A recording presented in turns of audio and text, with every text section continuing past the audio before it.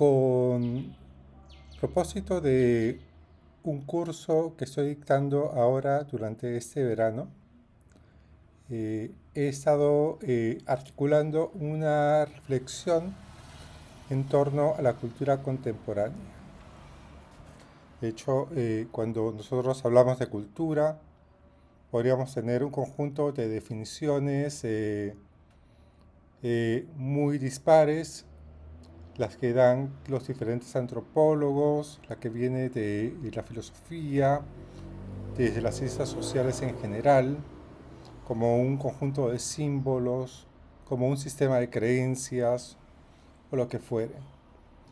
Pero sea como sea, hay un elemento que quiero tomar en cuenta y quiero subrayar.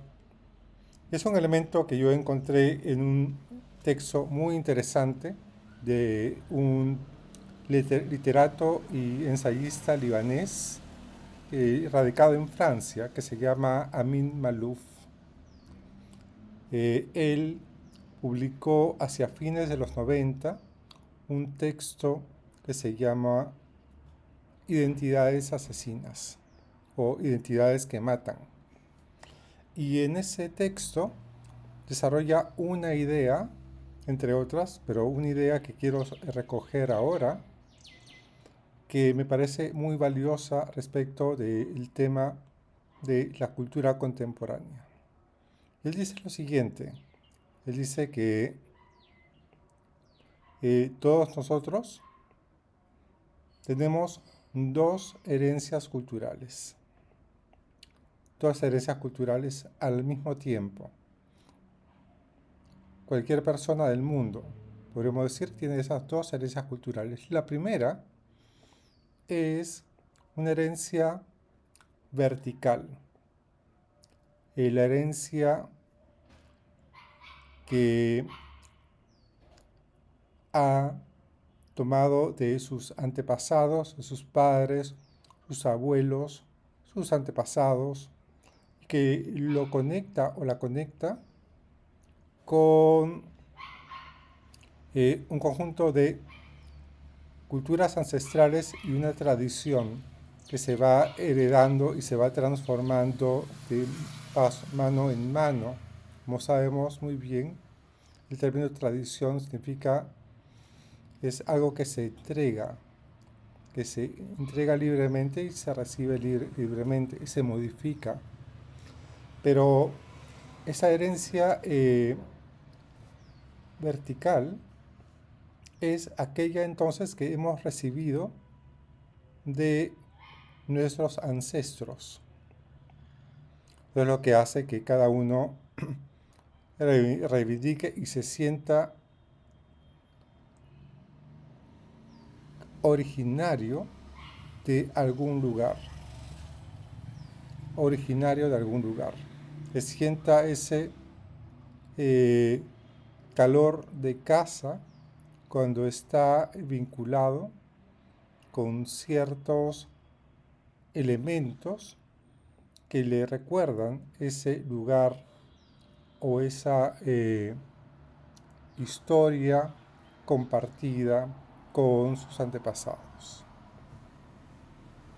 Pero al mismo tiempo, señala Malouf, todos tenemos también una herencia horizontal. Una herencia horizontal que es la que compartimos con las personas que son nuestros contemporáneos, independientemente del lugar donde se encuentren. Si se encuentran en el Líbano, en París, o se encuentren en Nueva York, o en Lima, o en Chile, sea donde fuere, todos, a menos de que vivamos en comunidades muy alejadas, muy apartadas de todo contacto con otras comunidades, que es algo cada vez más raro, a menos de que seamos no contactados, todos compartimos, por ejemplo, cierto tipo de prendas de vestir, cierto tipo de contacto tecnológico. formamos parte, estamos conectados con un mundo global y ahora cada vez más. En la época en que Maluf publicó ese ensayo, todavía no se había desarrollado el avance tecnológico que podría ser el WhatsApp y otras cosas mucho más desarrolladas que hace que estemos en contacto con mucha más fluidez con personas que son nuestros contemporáneos, pero que están del otro lado del mundo. Y podamos estar enterados y enteradas de la forma en la que vive la gente en diferentes partes del mundo y podamos tener intercambio cultural, simbólico, de información, etcétera, etcétera, etcétera. Esas personas son nuestros contemporáneos y forman parte de la herencia horizontal que todos nosotros tenemos. ¿Qué pasa cuando hablamos de cultura en el mundo contemporáneo? Lo que hablamos, a lo que nos referimos, es a algo que está compuesto de estas dos herencias.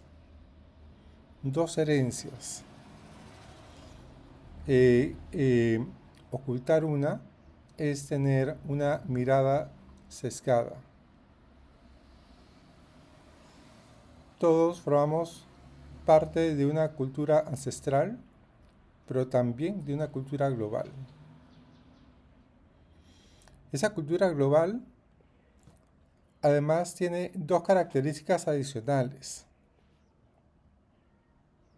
En primer lugar, se trata de una cultura formada por personas que tienen diferentes formas de ver las cosas y de ver el mundo, donde cada persona es singular. No existen en el mundo dos personas iguales. Eso ha sido desarrollado con mucha claridad también por Amin Maalouf y también por Amartya Sen, en un libro excelente que se llama Identidad y Violencia. Aunque compartimos cierto tipo de cosas en el mundo con todos nuestros contemporáneos. Por ejemplo, la literata nigeriana Chimamanda Adichie, en una excelente conferencia TED, ella señala lo siguiente, que cuando ella fue a estudiar literatura en Estados Unidos, su profesor, que le había encargado de escribir una novela, de acuerdo a sus patrones culturales o lo que fuere, le dijo que su novela estaba muy buena, pero había fallado en lo que el profesor llamó autenticidad africana.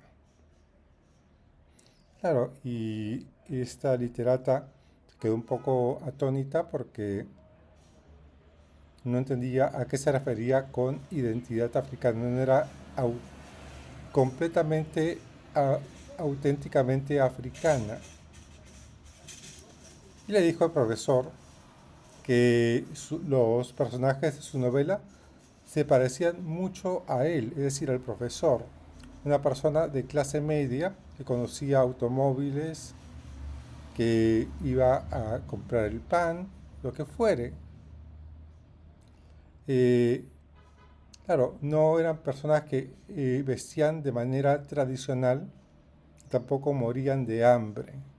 Eran personas de clase media, pero de clase media nigeriana.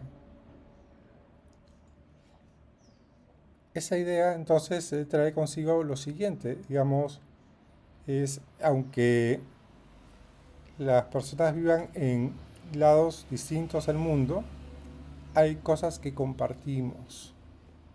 Pero además, por otro lado, esa idea de pertenecer a esa cultura global no significa ser parte de una cultura homogénea. La globalización no es lo mismo que la homogenización. Esto ha quedado muy claro con los trabajos de Anthony Apaya y otros más sobre el cosmopolitismo contemporáneo. La idea de formar parte de un mundo global no anula la particularidad, pero tampoco no anula la singularidad de cada persona. Cada persona es un ser singular. No hay dos personas iguales en el mundo. Es la globalización o la mundialización, el cosmopolitismo no es lo mismo que una homogenización. Entonces, de esos elementos tan ricos y tan complejos está caracterizada la cultura que tenemos hoy en día en el mundo. Es pensar, por ejemplo, el vínculo entre las grandes religiones globales hoy en día, como el cristianismo, el budismo, el islam, el hinduismo, con con esa cultura contemporánea, es un reto. Es un reto porque también esas grandes religiones se van modificando permanentemente, por más de que tengan como trasfondo una tradición, o en el caso del cristianismo tenga como trasfondo la experiencia de las primeras comunidades cristianas, como fundamento, podríamos decir, pero no como patrón inamovible. Entonces, es aquí donde la reflexión sobre la cultura y la religión se vuelve rica y compleja. Y vale la pena seguir pensando sobre esas cosas. Bien, lo dejamos aquí y será hasta otra oportunidad. Gracias.